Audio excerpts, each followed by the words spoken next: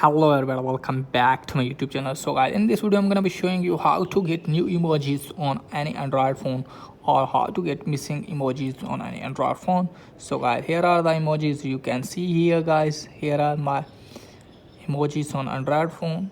So how to get missing emojis on Android phone? Firstly, you have to open Play Store, and then you have to search for Gboard, and from here you have to install third one.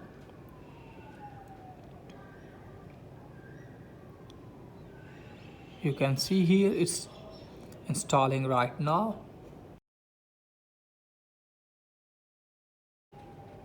So just simply open it, tap on enable in settings, select import method, tap on Gboard.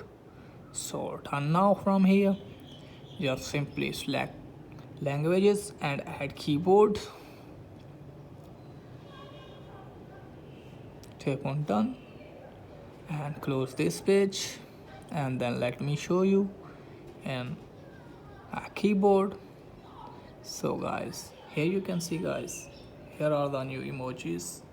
Here you can see guys, here you can see, here you can see guys. So that's it guys for today's video. If the video helpful, please like the video and subscribe my channel. Thanks for watching.